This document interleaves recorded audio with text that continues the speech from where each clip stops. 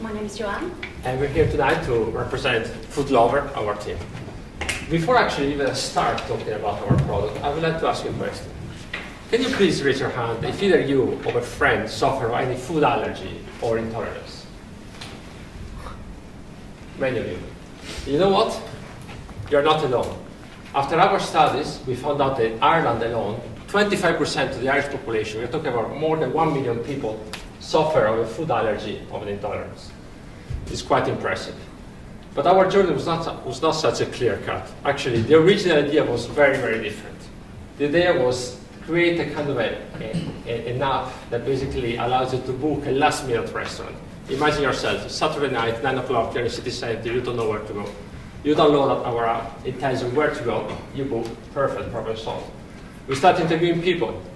And the city center restaurants, they actually don't have this problem. They have a queue outside the door all the time. And then people, they actually book in less than you imagine, probably once a month, twice a month at max. So we had to reject the idea. So we're a group and we start thinking, okay, who are we? Are digital marketeers, we own digital. So why we don't create a kind of a real-time insight for restaurants where you can find out, average spending price, or maybe the age group of your customer, or the favorite food. So we started interviewing restaurants. And small restaurants, they are too small to see this as a need. And big restaurants, we found out they have their own marketing team to do that. So it was actually worse than the first idea. We had to reject it again. So at that time, we were week 6 out of 12, so we were a bit panicking because we had to start all over again. And then actually is when we found out that we were focusing on the solution, not on the problem. So we actually applied one of the key learnings from the class is basically listen to your customers. So we regroup, we review all the feedbacks we got, we connected the dots, and then we realized that since day one, even one of our classmates gave us a need. And also the restaurant and the people we interviewed, they gave us a need. And then basically we found the elephant in the room. And now my colleague Joanne is going to walk you over our product. Thank you, Marco. So can anyone guess what our elephant in the room was? It was food allergies and intolerances. So once we actually established that this was the issue, it became a simpler process for us to actually uncover more and more research on this topic.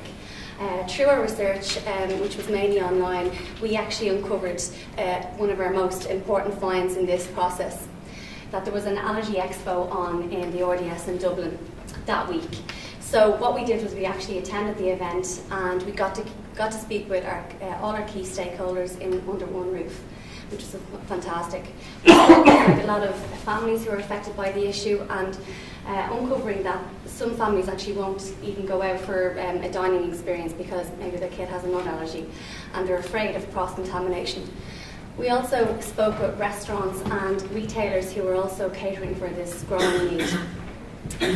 And we also spoke with health professionals who are mastering in this area and specialising in information. So together, when we discussed all this information and we gathered an awful lot of feedback, we came up with what our product was going to serve and offer to consumers. It was going to be Food Lover, a hub dedicated to people with dietary needs. So in fact, we didn't just speak to people at the expo. We spoke to a number of people, over 100 in fact. Some of them were retailers, we spoke with the Irish Food Board, and we also spoke with testing labs such as McCabe's, Pharmacy, Blackrock Clinic, etc. So we even actually visited all the Irish retailers just to see what product line they had on offer for these consumers. And guess what? Their product line is expanding in this area. We also recently noticed that Tesco have created a dedicated TV commercial, a Christmas TV commercial for gluten-free customers. This also validates the importance of this issue and that Tesco are paying attention to their customers. So who's going to be using the Food Lover app? Well, basically anyone who has a smartphone that has a dietary need, they can download the app free of charge. And in terms of who will be paying for the app, we have applied a subscription-based model. Later we will have an advertising opportunity, and we've uncovered that our payers will be, in Ireland alone there's 22,000 food outlets. That's basically takeaways, restaurants, bars, hotels, etc. And also 2,693 retailers from high-end, large-scale retailers to small convenience stores. So massive opportunity for us. So this is just a glimpse of what the Food Lover app actually looks like. We've filtered it based on location, so where the user is actually located. 2, what type of outlet you're looking for. Is it a takeaway? Is it a restaurant? And 3, which is the most important of all, what your dietary need is, whether you're gluten, lactose, etc. So who are the people behind the Food Lover app? Well, meet the dream team. During this whole 12-week experience, we've had 2 pivots. We're from 3 continents. We're a team of 5 people. We've had 101 interviews. A team full of countless talent who have arrived at one product. Food Lover, a hub dedicated to people with dietary needs. Now, before I finish, I just want to show you a video on our 12-week discovery.